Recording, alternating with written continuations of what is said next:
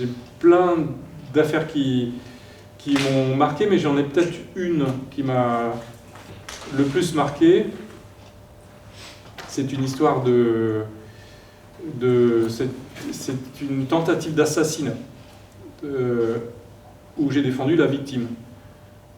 En fait, alors je vais vous raconter en quelques minutes parce que c'est quand même une sacrée histoire. C'est une dame qui était institutrice, qui était mariée à un monsieur qui était pâtissier, et elle ne s'entendait plus avec son mari, elle voulait divorcer, mais lui refusait, lui on ne le quittait pas, on pouvait pas, voilà, il considérait qu'on ne pouvait pas le quitter.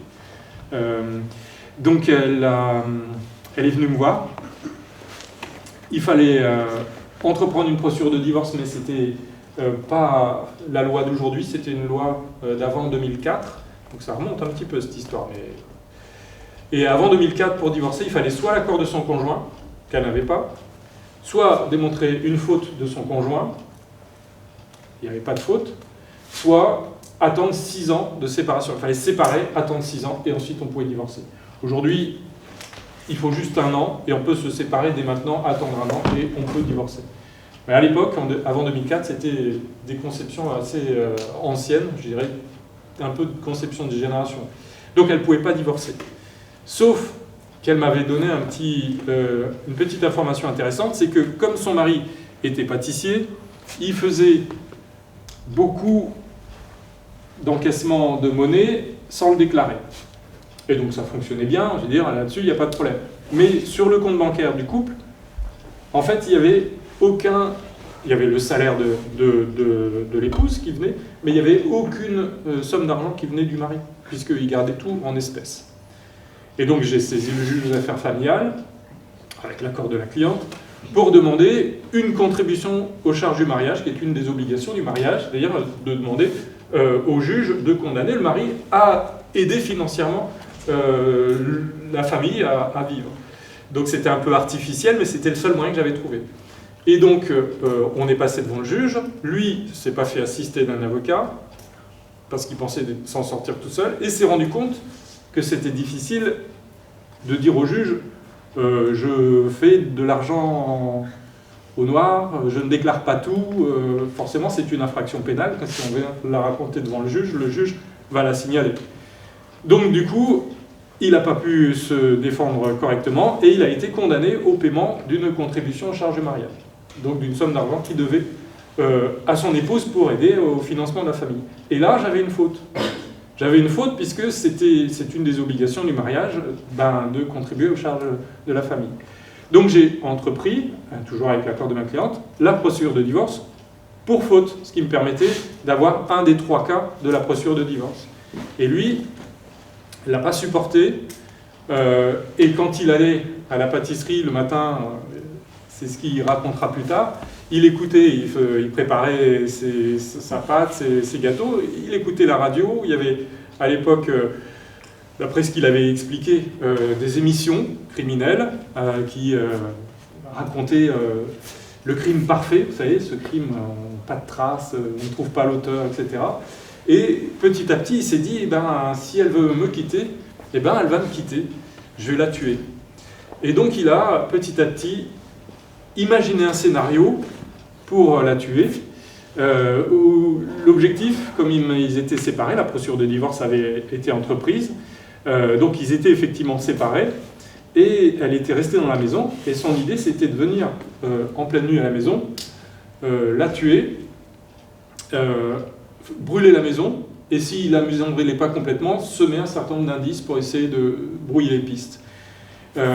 Et puis il avait inventé une idée qui était assez extraordinaire, avec une bougie dont l'objectif était que l'incendie démarrerait plus tard, quand il serait évidemment pas là, lui il serait reparti, il aurait commencé son travail à la boulangerie, les clients seraient là, les salariés seraient là, il avait un alibi parfait au moment où la bougie se consumait et aurait fini par mettre le feu à la maison.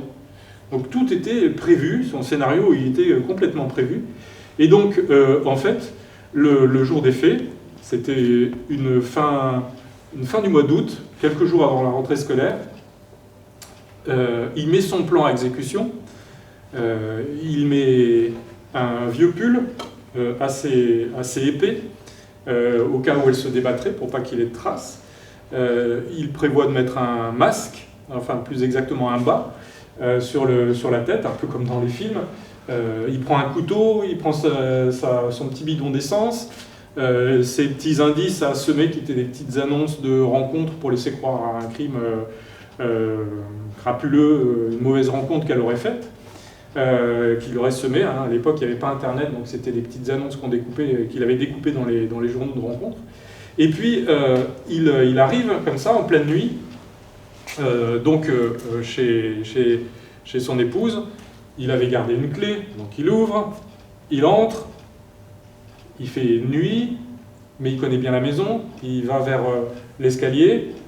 Il avait oublié un petit détail, c'est qu'il y avait le petit chien qui reconnaît son maître, parce qu'il n'avait pas vu depuis longtemps, qui commence non pas à aboyer, mais à remuer, à japper, et à faire un petit peu de bruit, ce qui, à l'étage, dans la chambre où dort son épouse, réveille l'épouse, se réveille en disant « Qu'est-ce qu'il a, le chien ?»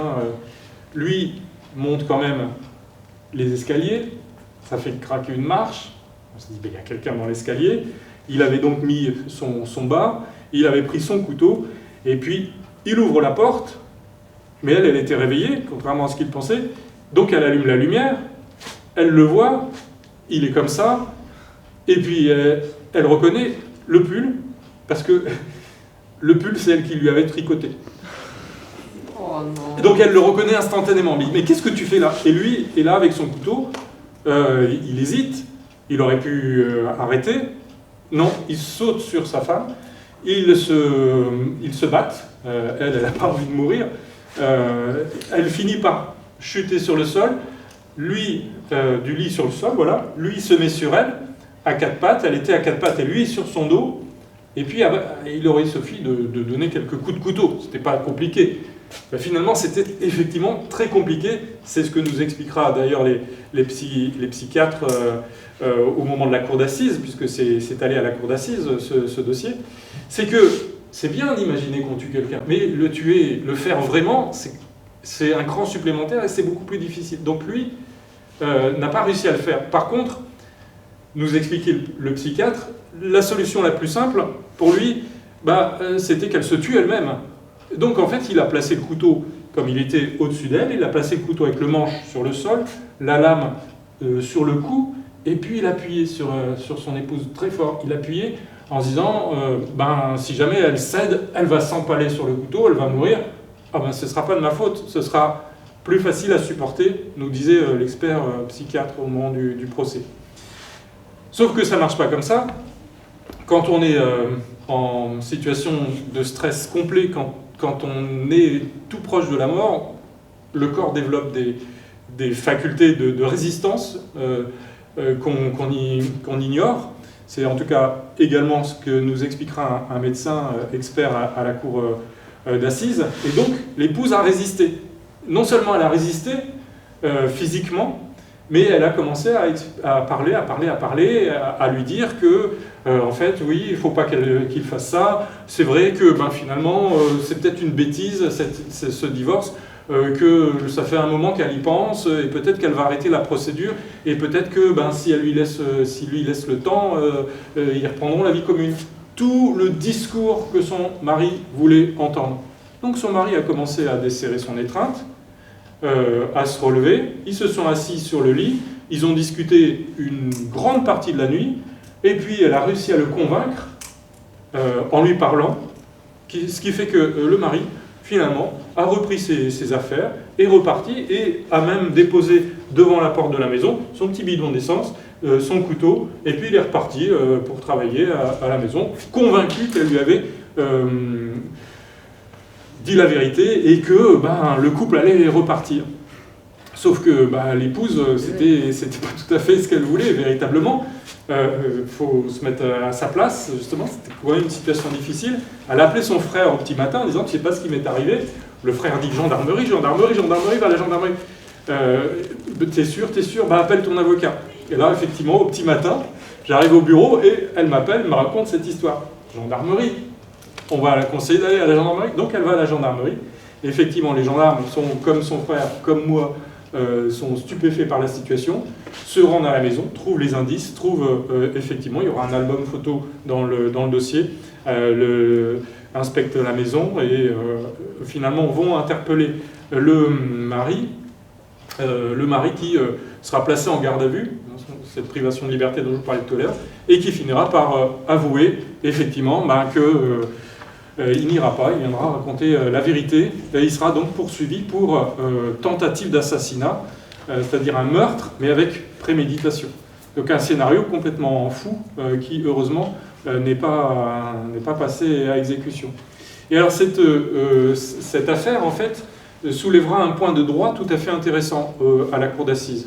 C'est que, en fait, si vous venez, par exemple, à voler dans un magasin, vous allez voler un objet dans un magasin, et vous le prenez et vous partez. Finalement, après, avant de sortir, vous dites non, ce que je fais n'est pas très bien. Vous allez reporter l'objet. Cette tentative de vol n'est pas punissable parce que vous en êtes désisté volontairement. Voilà. On ne peut pas vous poursuivre pour tentative de vol, vous allez renoncer à votre projet. Par contre, si vous prenez l'objet, vous sortez et puis la sirène sonne et que vous allez rendre l'objet, et bien là, effectivement, vous êtes punissable parce que c'est une circonstance extérieure qui vous a conduit à rendre l'objet. Et donc cette question-là s'est posée à la cour d'assises, à savoir que finalement il avait l'intention de la tuer, mais il ne l'a pas tuée, donc son désistement était volontaire, c'est ce qu'a plaidé son avocat. Il a renoncé à son projet, il est revenu en arrière, donc il ne peut pas être condamné pour tentative d'assassinat. Alors qu'il pouvait être condamné pour des violences, ça, il n'y a pas de problème, violence conjugale, violence sur son épouse, mais la tentative d'assassinat, c'était... Sauf que moi, je suis venu dire que je ne suis pas d'accord avec ça. La renonciation, en fait, à l'acte, au crime, n'était pas volontaire, mais elle était causée par quelque chose d'extérieur, qui a été la résistance de la victime et le discours que la victime a servi à son agresseur pour justement l'inciter à renoncer. Et c'est ce qu'a jugé la cour d'assises, en considérant qu'effectivement il y avait bien une tentative et que la renonciation n'était pas extérieure, mais due à la résistance de la victime. Et il a pris 6 ans de prison, donc il a passé un petit peu plus de 3 ans en prison, et puis il a disparu de la circulation. On pense qu'il est allé ouvrir une boulangerie quelque part en Asie ou quelque chose comme ça. Voilà cette histoire qui est un petit peu folle, qui est mon souvenir le plus fou de ma carrière.